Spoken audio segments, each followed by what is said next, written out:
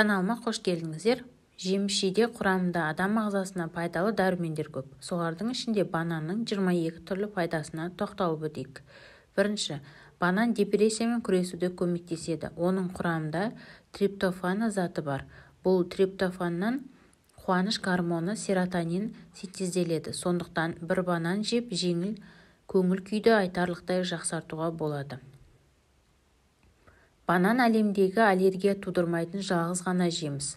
Тіпті жас нәрестелерде де банан ешқандай гиперсезімталдық, яғни аллергия көріністерін бермейді. Сүйектерді қатайтады. Банан арқасында ағзадағы кальций жиналып тұрады. Қалыпты жағдайда ағзадан кальций сынды пайдалы минералдар зәрмен сыртқа шығып кетіп отырады. Ал банан әсерінен керісінше кальций жиналып сүйектерді қатайтуға қатысады. Бұл әсіресе кофе ұнататын адамдарға пайдалы. Себебі біле білсеңіз, кофе керісінше ағзадан кальцийдің шығарылуына септігін тигізеді екен. Ішек микрофлорасын жақсартады. Банан құрамындағы ферменттер арқасында ағзаға тағаммен түскен пайдалы заттар әдеттегіден қарағанда жылдамырақ сіңіріледі. Іш қату. Іш қатуы бар адам үшін банан өте пайдалы жеміс. Әрдайым банан жеу іш қатудан мықты қорғаныш болады. Банан асқазандағы изжога секілді жағымсыз жағдайдан құтылуға да бірден бір себеп. Асқазан жарасы банан жегеннен кейін ол асқазан шырышты қабатында қорғаныш қабатын түзеді. Соның әсерінен ондағы қышқылды агрессивті заттар асқазан шырышына зиян тигізе алмайды. Бұл әсіресе асқазан жарасымен ауыратын адамдар үшін пайдалы. Себебі асқазан әртүрлі бөлімде орналасқан жараларды жауып, қышқылдан қорғаған сайын оның жазылуы да жылдамырақ жүреді екен. 8. Диарея кезінде көмек. Диареядан зардап шегетіндер банан жеу ұсынылады. Бұл жақсы қалпына келтіргіш жеміс. 9. Көп жүріп, физикалық жаттығулармен айналысып, спортпен айналысатындар үшін балтыр бұлшық еттерінің дірілінен сақтайтын қасиеті бар.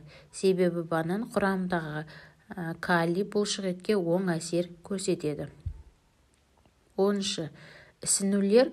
Бананды жиі жеу ағзадағы ісінулерден арылтады. 11. Энергия көзі. Егер спортпен шұғылданбас бұрын банан жеп алсаңыз, бұл жаттығулардың эффективті өтуіне септігін тигізеді екен. Себебі ағзада қант мөлшері көбейіп, энергия жаттығулардың соңына дейін жететін болады. 12.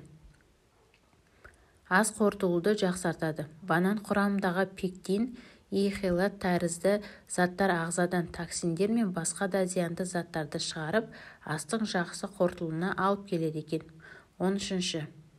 Әйелдер үшін банан құрамындағы серотонин және басқа да пайдалы заттар етеккір кезінде оның симптомдарын жеңілдетіп, бұрынғыдан қарағанда қолайырақ өтуге көмектеседі екен. Егер етеккір кезінде банан жесе, онда нашар көңіл күйден және оның симптомдарынан құтылуға болады. 14. Анемия. Қаны аздар үшін банан таптырмайтын тағам. Оның жұмсақ затындағы темір мөлшері айтарлықтай көп болуы анемиясы бар адамдар тағам рационына қосуға бірден бір себеп болып табылады. 15. Жүрек ауруы. Банан құрамындағы көп калий қан тамырлардың жағдайын жақсартып, инфаркт пен инсульт пайда болу жиілігін азайтады. Гипертонияға ем. 16. Иммунитет. Бананда бар антиоксиданттар мен амин қышқылдар ағзаны қолайсыз факторлардан қорғап, қорғаныштық қасиетін, яғни иммунитетті жоғарылатады. 17. Бүйрек.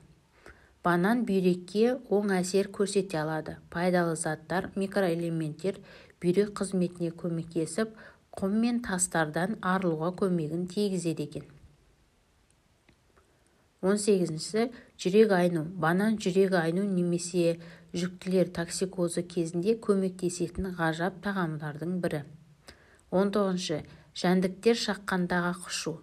Банан қабығы жәндіктер шаққаннан кейін пайда болатын құшуға жақсы көмектеседі.